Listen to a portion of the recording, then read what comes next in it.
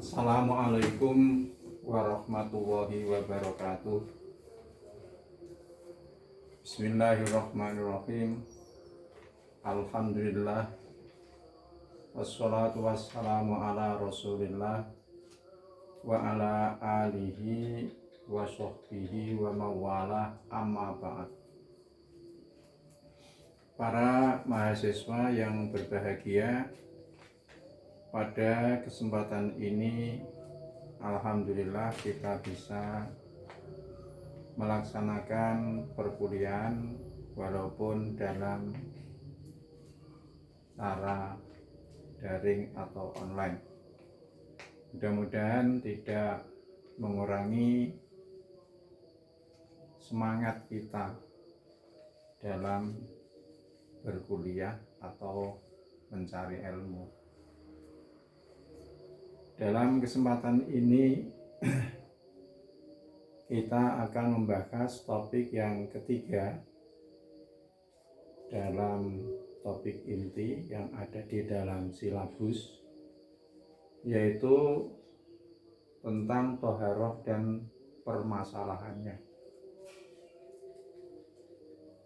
Kita telah sering mendengar istilah toharoh.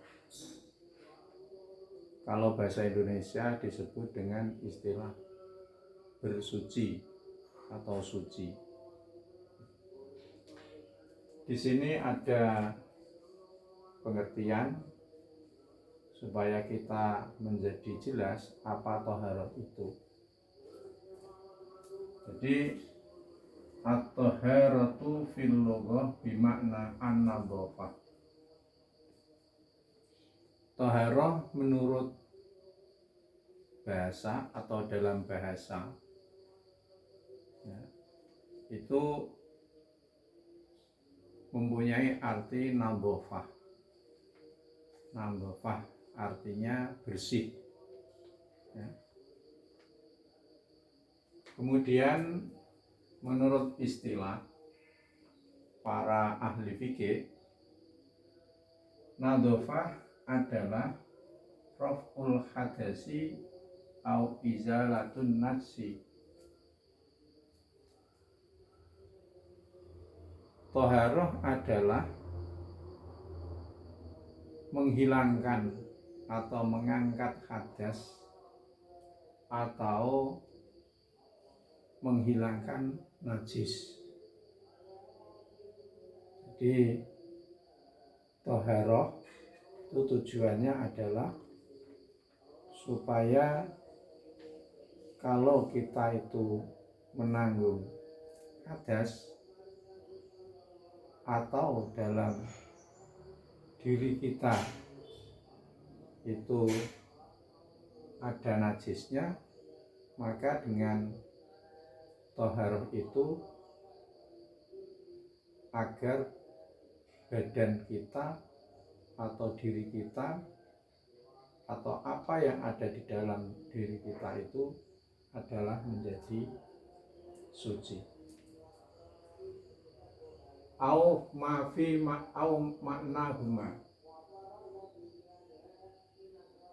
au mafi maknahuma fi suratihima, atau segala sesuatu yang semakna dalam bentuknya.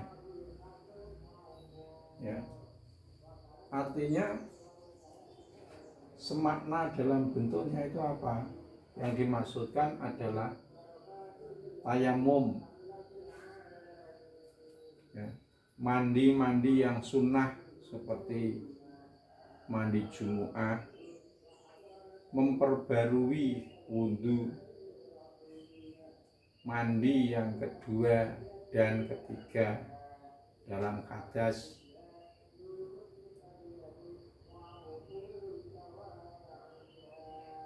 mengusap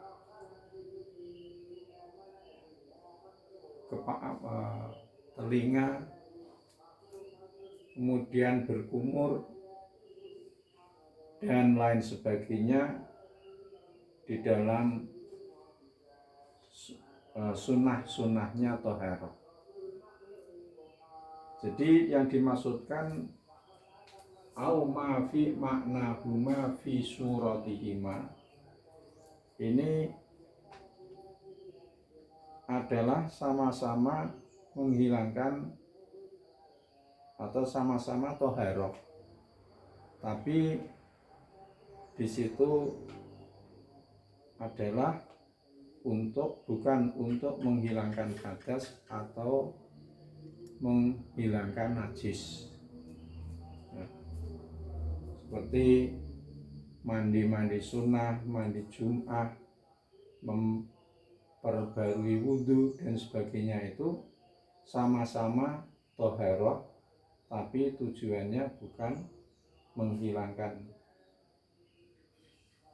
hadas maupun untuk menghilangkan najis. Nah, syari, kalau disebutkan syari, begitu maksudnya adalah Allah dan Rasulullah mensyaratkan sahnya sholatnya seseorang,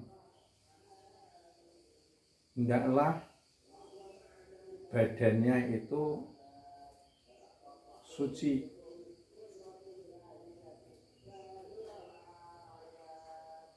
Nah, untuk sahnya sholat, tempat sholat itu hendaklah tempat yang suci. Untuk sahnya sholat, pakaian yang dipakai bagi musolli, orang yang sholat, itu juga suci.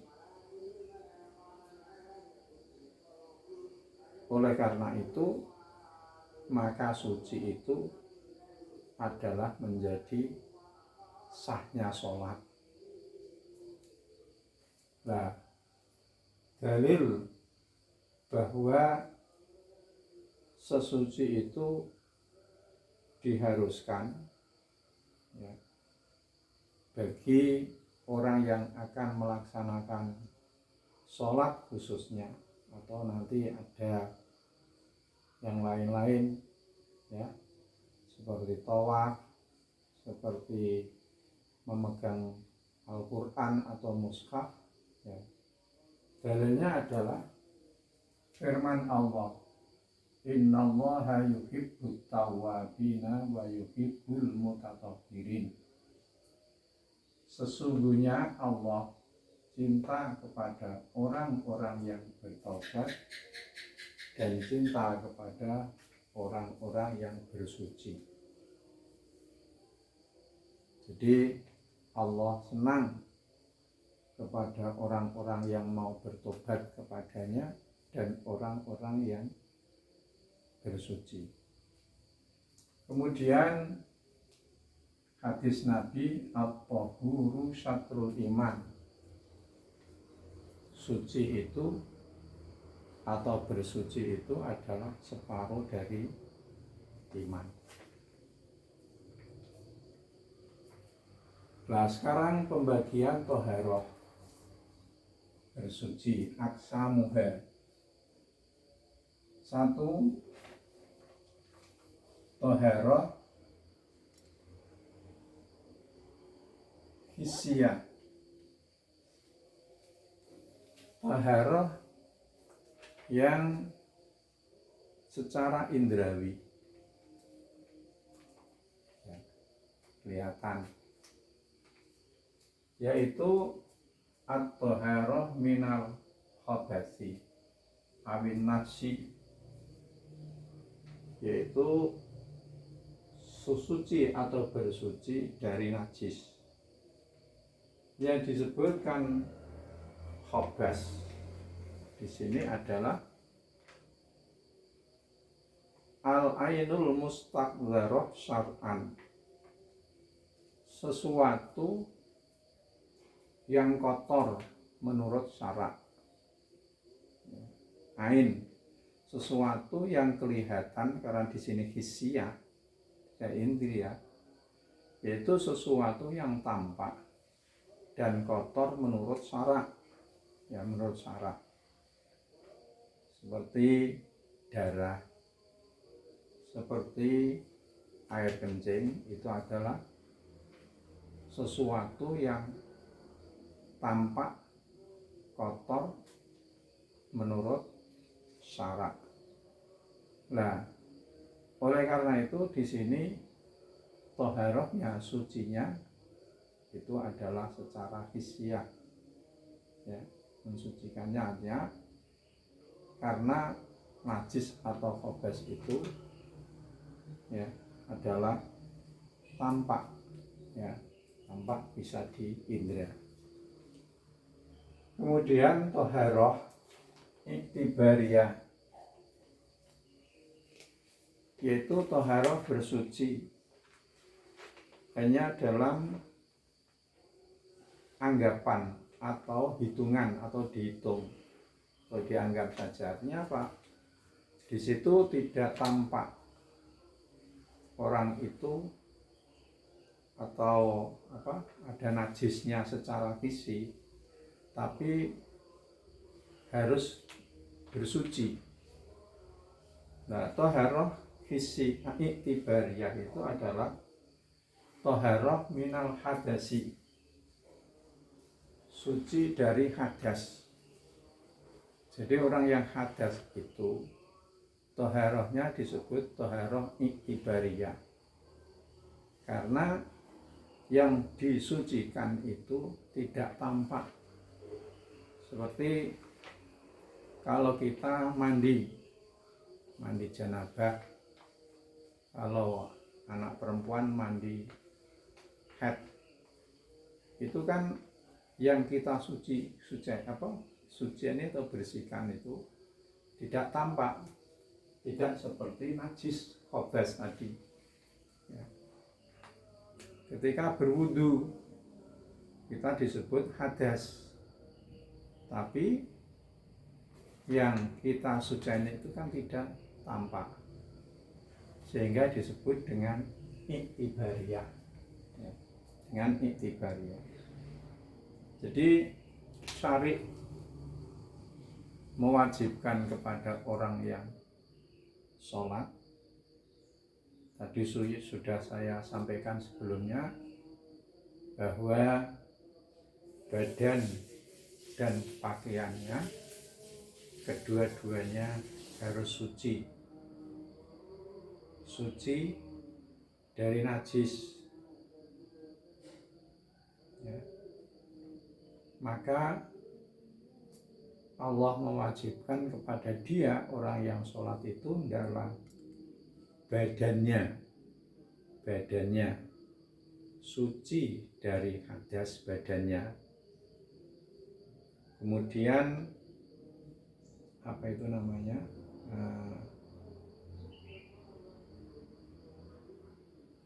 pakaian dan tempatnya juga harus suci dari najis, ya, dari najis. Maka syari' menjadikan toharoh dalam dua hal ini adalah suatu keharusan, kewajiban, yaitu suci badannya dari hadas dan suci pakaian dan tempatnya dari najis, ya. Jadi ingat-ingat bahwa toharoh itu ada yang disebut toharoh hissiyah, yaitu bersuci dari khobes atau najis. Kemudian yang kedua adalah toharoh iktibariyah, yaitu bersuci dari hadas.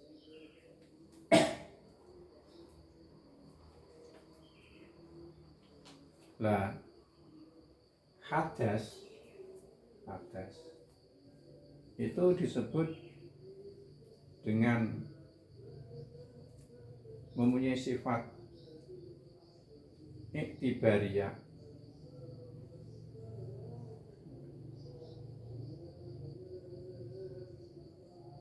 karena syari' memberikan sifat kepada badan manusia itu dalam kondisi jinabah atau sebagian anggota badan ketika ada hal-hal yang membatalkan wudhu, seperti umpamanya keluar angin atau buang air kecil.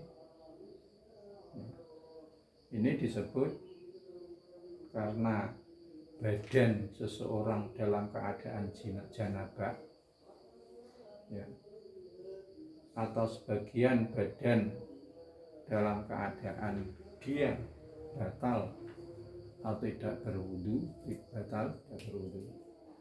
ya, maka syariat menyebutkan dalam keadaan ini adalah dalam keadaan hadas secara iktibari, ya, secara iktibari. Nah, ketika orang itu, ya, dalam dirinya dalam keadaan janabah atau dalam kondisi yang lain bagi perempuan itu adalah dalam keadaan haid atau nifas, maka hadas yang ada pada dirinya itu disebut hadas besar, ya, hadas besar. Kemudian kalau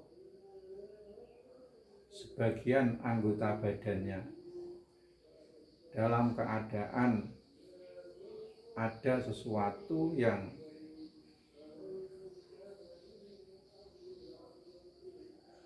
menghilangkan atau membatalkan wudhu, maka dia disebut dengan menanggung atau berada dalam hadas kecil. Nah, toharoh bersuci itu sarana yang digunakan itu adalah air. Jadi yang bisa mensucikan baik hadas besar maupun hadas kecil itu adalah air.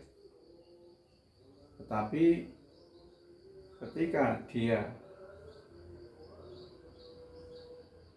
menanggung hadas baik hadas kecil besar maupun hadas kecil, tapi tidak menemukan air atau ada air tetapi dia tidak bisa menggunakannya.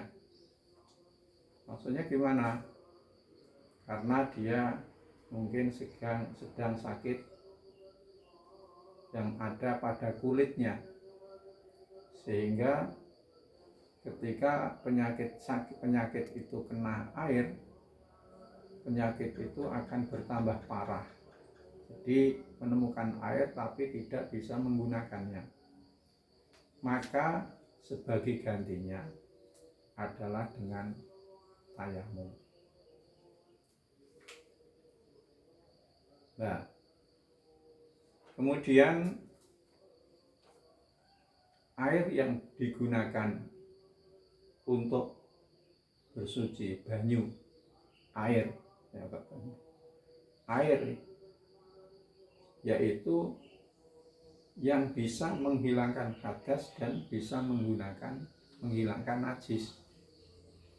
Jadi kalau tayamum itu sebagai gantinya untuk menghilangkan hadas, karena tidak ditemukan air atau terhalang menggunakan air, maka tayamum itu statusnya untuk diperbolehkan melaksanakan sholat. Jadi tidak bisa menghilangkan hadas maupun untuk menghilangkan najis. Nah, air yang bisa atau miyah yang bisa menghilangkan hadas maupun najis itu dengan istilah lain adalah air yang bagaimana, yaitu kullu ma nazala minas sama au naba'a minal ardh, yaitu semua air yang turun dari langit, yaitu air hujan, atau air yang bersumber dari tanah, air yang bersumber dari tanah. Itu secara garis besar gitu, sebab air itu ya memang turun dan munculnya itu dari dua sumber itu, atau dari dua hal itu. Jadi kalau tidak turun dari langit, ya air itu bersumber dari bumi. Ya. Yang pertama, air yang turun dari langit disebut dengan air hujan. Dalilnya bahwa air hujan itu suci, bisa menghilangkan tohir mutohir atau bisa menghilangkan hadas dan najis adalah firman Allah, di antaranya wa anzalna minas samaa'i ma'an tahura, dan kami menurunkan dari langit air yang suci. Tahur, suci lagi, mensucikan.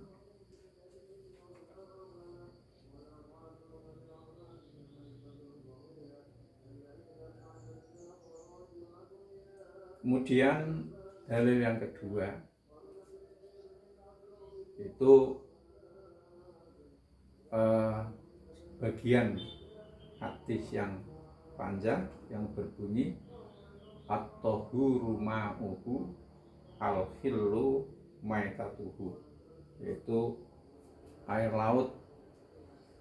Air laut. Di air yang bisa mensucikan, suci dan mensucikan, artinya air yang bisa menghilangkan hadas dan najis, yang pertama adalah air hujan, yang kedua adalah air laut.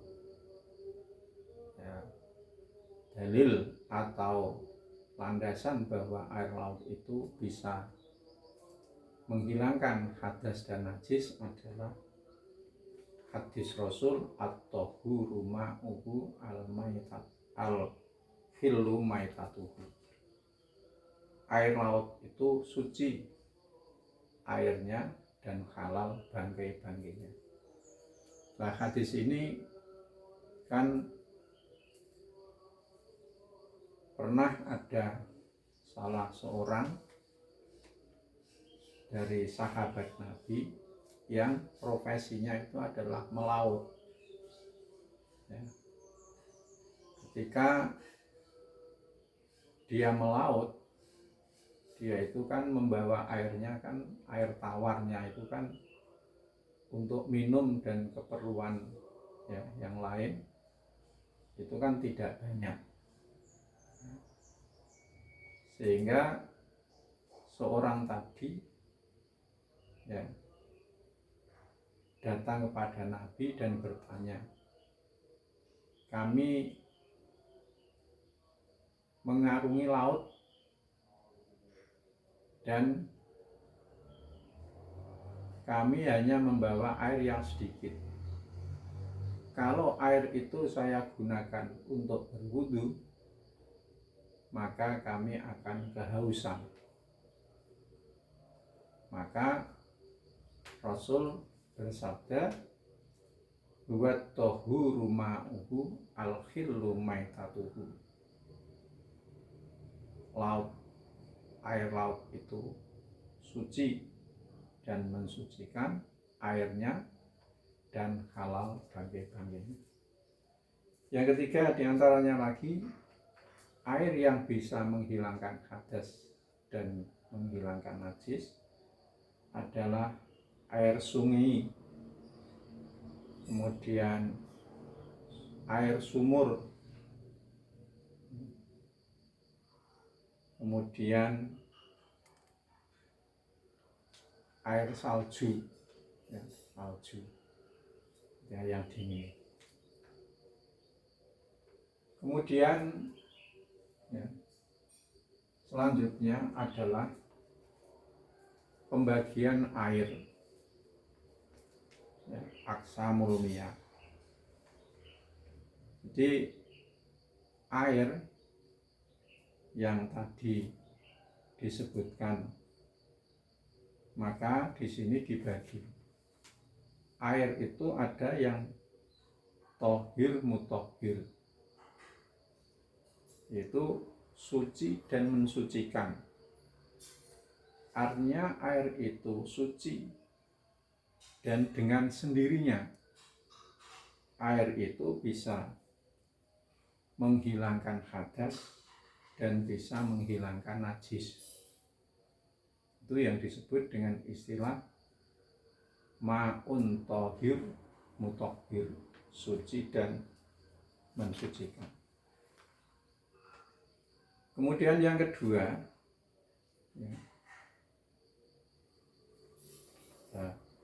ma'un tohir mutohir itu suci dan mensucikan itu dibagi.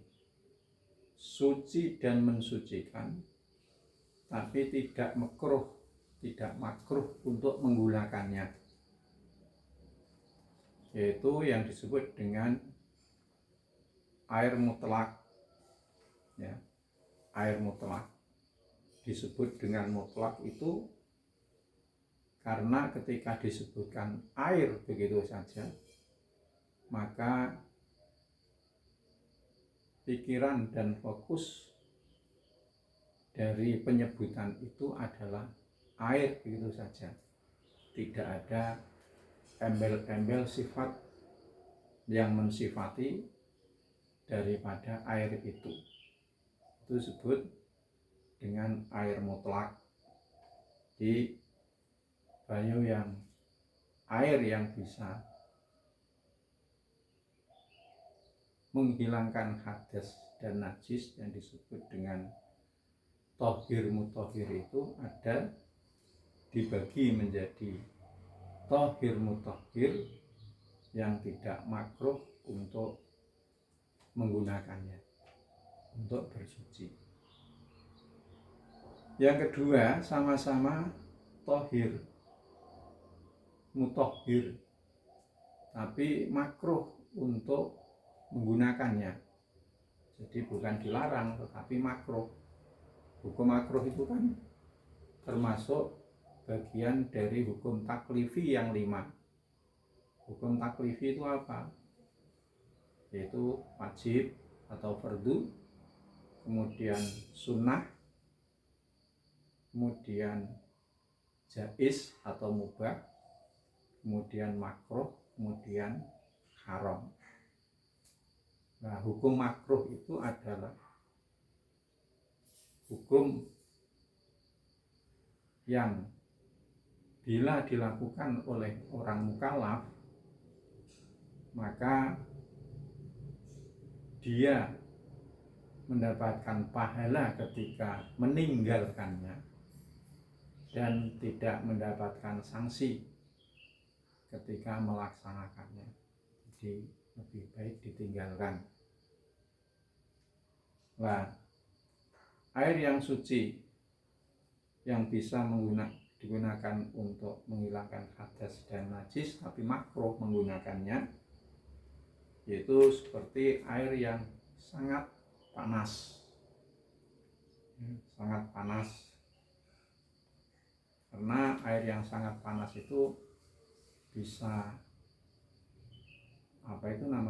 sangat panas, bukan hangat, sangat panas. Yurisul baros, kalau digunakan terus menerus itu bisa menjadikan kulit itu agar baros itu ya memutih gitu, ya. Kemudian yang kedua, makruh menggunakan air yang suci dan mensucikan, yaitu air yang sangat dingin, bukan dingin tapi sangat dingin, ya. Kemudian air yang dikena panas, ya, panas, dan lain-lainnya. Ini diantaranya yang ma'un thahirun mutahhir tapi makruhul isti'mal. Yang kedua, pembagian dari air itu adalah disebut ma'un ghairu mutahhir, suci dengan sendirinya tetapi tidak bisa mensucikan kepada yang lain. Jadi air itu suci sendirinya tapi tidak bisa menghilangkan, ya, atau digunakan untuk menghilangkan hadas maupun najis. Itu disebut dalam istilah bahasa Arab disebut ma'un thahirun ghairu mutahhir. Jadi air thahirun ghairu mutahhir yaitu air yang tidak bisa menghilangkan atau digunakan menghilangkan hadas dan tidak bisa menghilangkan najis. Di antaranya adalah air mustakmal.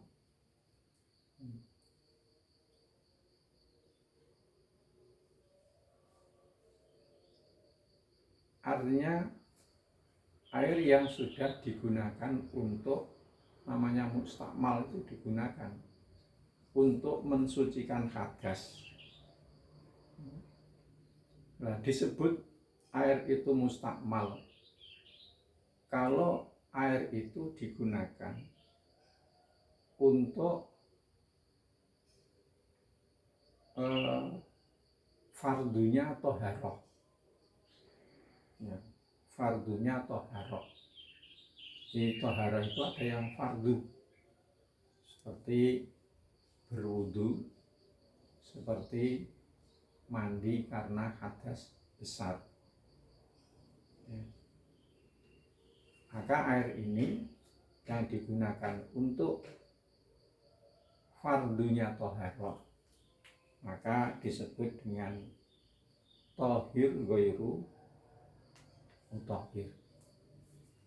Adapun jika air itu digunakan untuk naflut thaharah, sunnahnya bersuci, contohnya seperti tajdidul wudu, memperbarui wudu, ya, memperbarui wudu. Jadi sudah wudu, ya, tetapi dia wudu lagi untuk memperbarui wudunya, kan bukan untuk menghilangkan hadas, ya.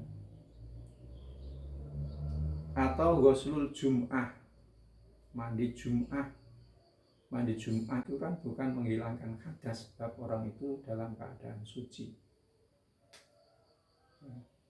Dan mandi-mandi yang disunahkan yang lain. Maka air ini tidak termasuk sebutan air mustakmal dan sah menggunakan air ini yang digunakan untuk naflut thaharah, karena air ini bukan untuk menghilangkan hadas maupun najis.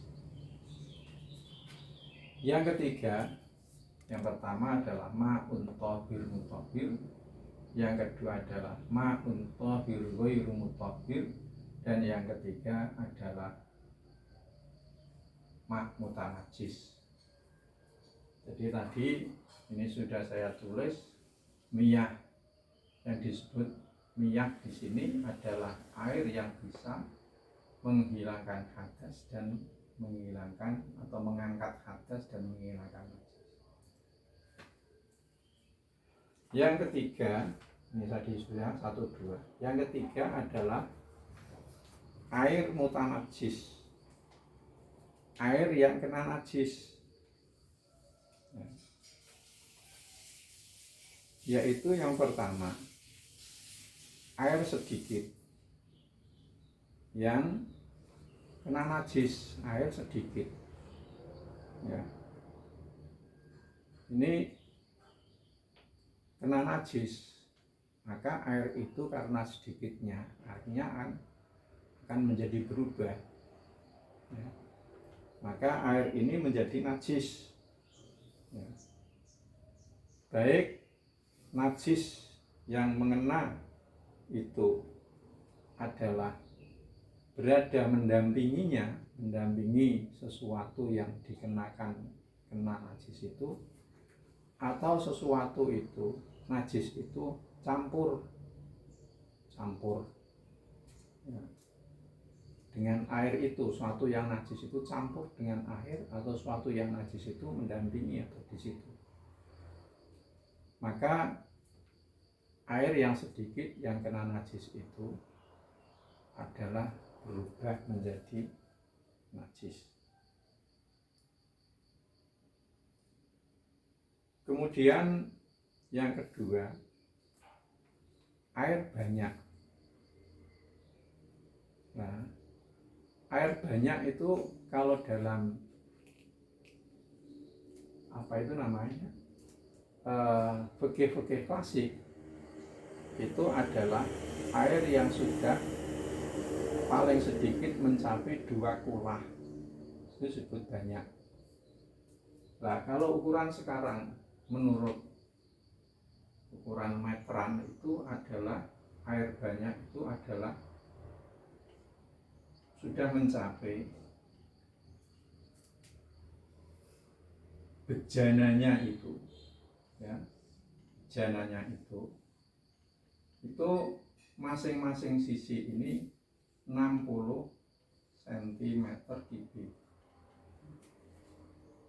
Jadi panjang lebar masing-masing 60 cm.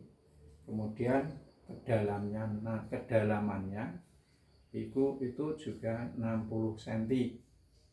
Walaupun ada yang mengukur 58 cm kubik, itu sudah 2 kulah. Tapi lebih hati-hatinya kemudian dibulatkan menjadi 60 cm kubik. Ini dalam fikih klasik memang demikian, karena memang dulu itu untuk melaksanakan bersuci itu memang air itu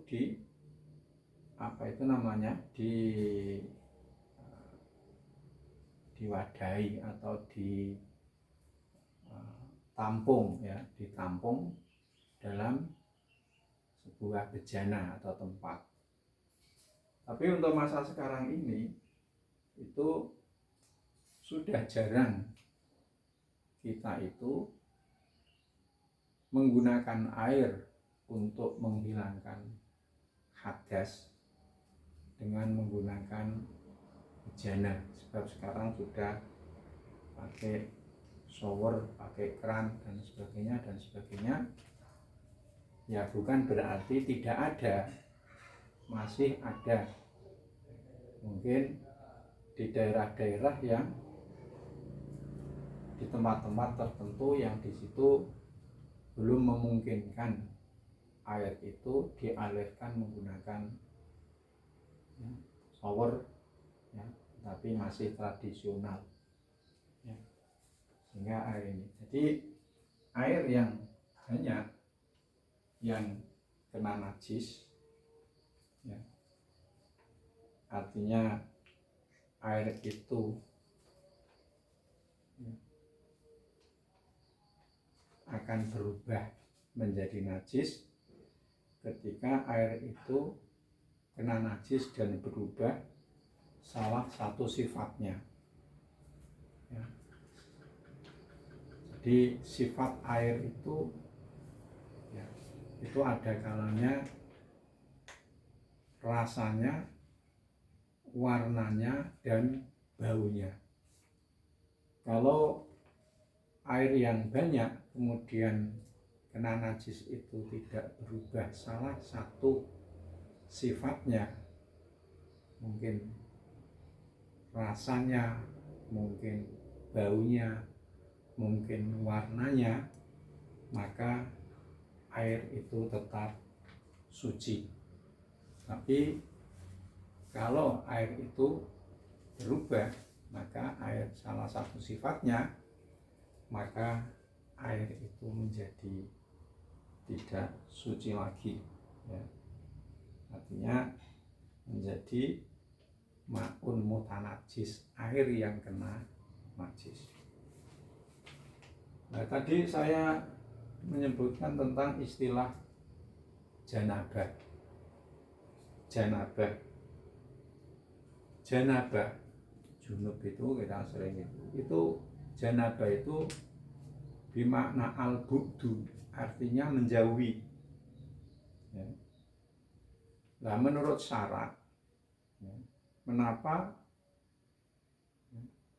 seseorang itu disebut sedang menanggung janabah? Itu namanya mengeluarkan air sperma, ya, atau sedang bersetubuh. Nah, itu dia disebut janabah, ya, janabah, atau disebut dengan junub. Nah, karena disebut junub yang artinya menjauhi tadi, karena dia orang yang junub itu dia menjauhi sholat, dia menjauhi berdiam di masjid, ya. Dia menjauhi memegang Quran, dan menjauhi, dikiaskan dari junub itu dengan memegang Quran itu adalah membacanya. Kemudian thaharah itu meliputi, ya, berwudu, kemudian mandi suci, itu namanya thaharah dengan menghilangkan hadas. Kemudian yang selanjutnya adalah thaharah menghilangkan najis. Jadi supaya kita beribadah sholat itu menjadi sah, dan sholat itu adalah merupakan ibadah yang paling utama di antara ibadah-ibadah kita yang lain, maka syari'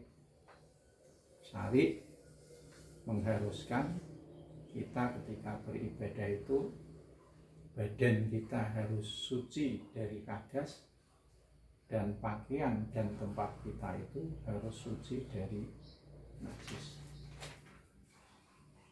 Sekarang kita singgung sedikit tentang wudhu, ya.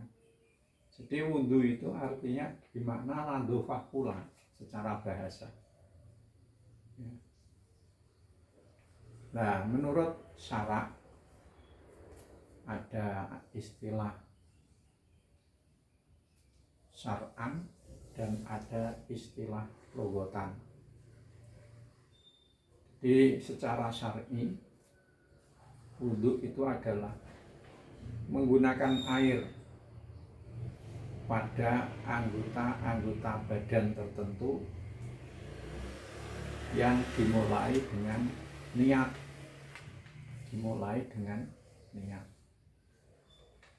Jadi ketika kita berwudu, maka yang pertama kita lakukan adalah niat, yang dilakukan pada awal pertama membasuh muka. Jadi kalau ada berkumur, kemudian ada istinsak, ya, artinya mengambil air hidung kemudian menyeburkan kembali, mencuci tangan, ya, dan sebagainya, itu disebut sunnahnya, sunnah wudhu, ya. Jadi dimulai, saya ulangi lagi, wudhu secara syar'i itu adalah menggunakan air, ya, pada anggota-anggota badan tertentu. Maksudnya tertentu itu apa? Yaitu anggota badan yang sudah ditentukan secara syar'i untuk dibasuh ketika berwudu. Yaitu apa? Wajah, dua tangan, kemudian ngusap sebagian kepala, kemudian membasuh dua kaki. Itu maksudnya adalah anggota badan tertentu, jadi tidak seluruh anggota badan, ya, dan tidak anggota badan yang lain, namanya perut dan sebagainya, kan tidak. Namanya yang dimaksud dengan, ya, fi a'dha'in mahsusah. Lah dalilnya bahwa wudhu itu adalah suatu keharusan bagi orang yang akan melaksanakan sholat, yaitu firman Allah, ya ayyuhalladzina amanu idza kuntum ilas sholati faghsilu wujuhakum wa aydiyakum ilal marafiqi wamsahu biru'usikum wa arjulakum ilal ka'baini. Hai orang-orang yang beriman, apabila kamu hendak melaksanakan sholat, jadi kumtum di sini kan sudah mendekati melaksanakan sholat, akan sholat, maka basuhlah wajahmu dan dua tanganmu sampai kepada siku. Wamsahu biru'usikum, dan usaplah kepala-kepalamu, ya, sebagian. Nah, ini istilah dari para fuqaha. Usap kepala itu ada yang menyebutkan usap asalkan itu sudah disebut dengan mengusap cukup. Ada yang berpendapat harus seperempat, ya, luas atau lebar kepala. Ada yang menyebutkan harus seluruh kepala harus diusap. Ini ikhtilaf dari para fuqaha. Wa arjulakum ilal ka'baini. Jadi di sini Al-Qur'an wa arjulakum itu diatafkan menurut istilah nahwu, diatafkan kepada wujuhakum. Faghsilu wujuhakum, maka basuhlah wajahmu. Terus kalau disebutkan secara sempurna, ya faghsilu arjulakum, basuhlah, bukan diusap.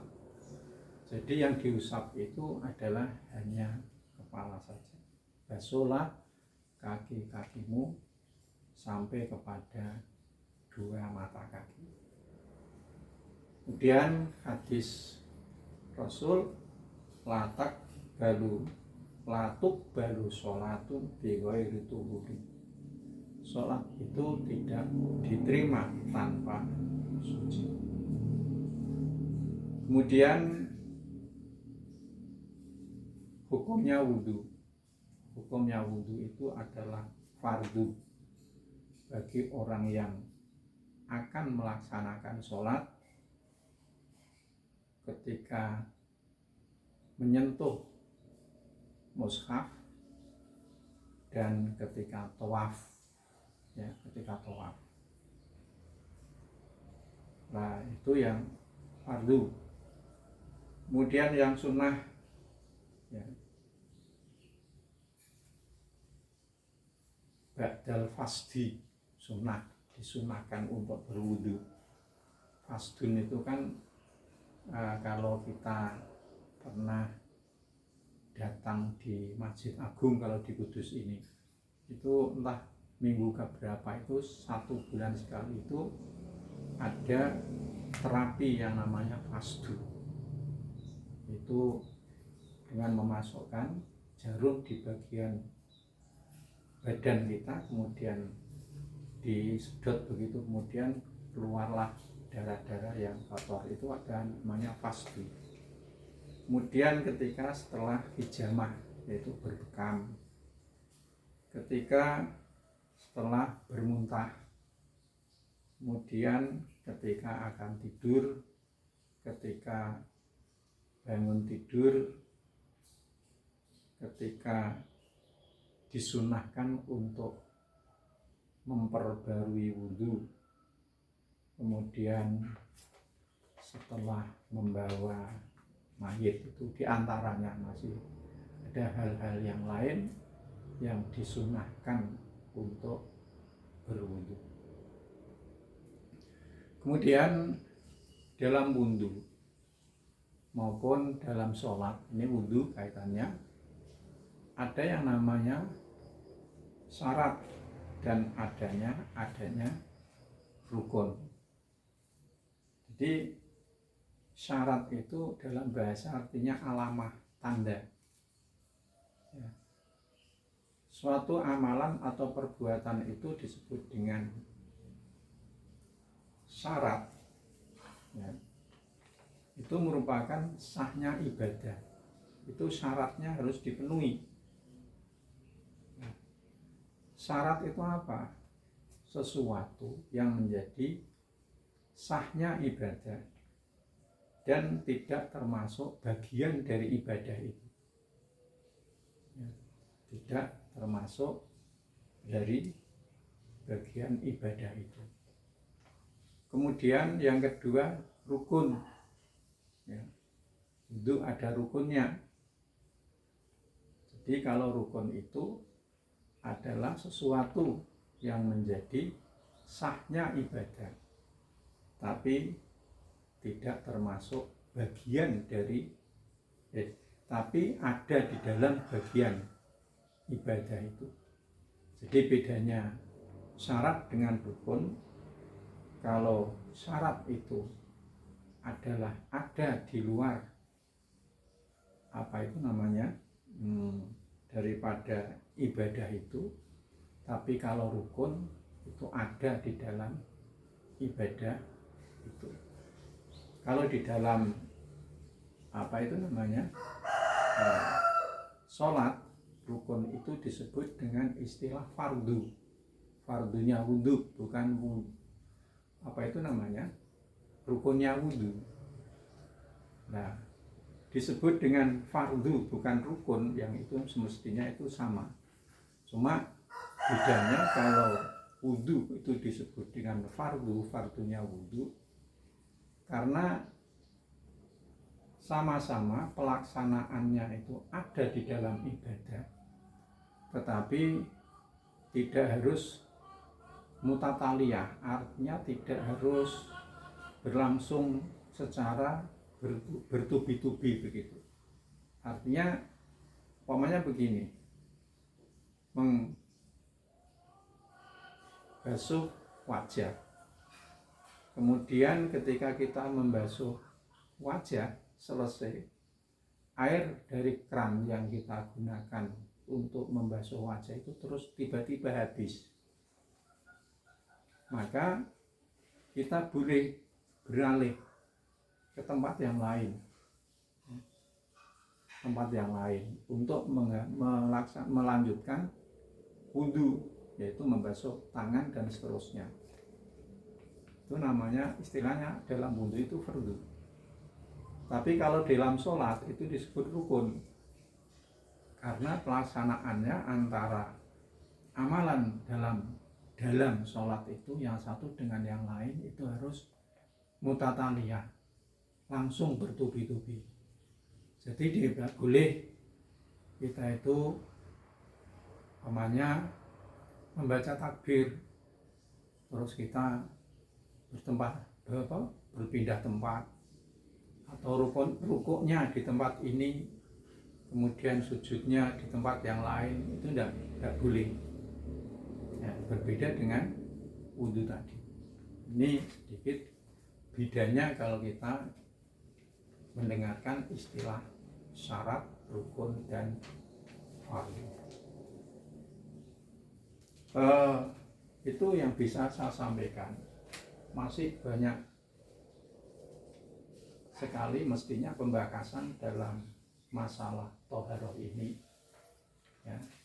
Tapi untuk kesempatan ini kami cukupkan sekian, dan untuk pengembangannya berulang kali saya sampaikan untuk saudara bisa mengembangkan sendiri di tempat-tempat yang lain menggunakan media-media yang bisa saudara gunakan untuk mendalami dan memperkaya diri tentang ilmu-ilmu yang utamanya dalam pembahasan ini adalah masalah toharoh. Cukup sekian yang bisa saya sampaikan, mudah-mudahan ada manfaatnya. Wabillahi taufiq wal hidayah. Wassalamualaikum warahmatullahi wabarakatuh.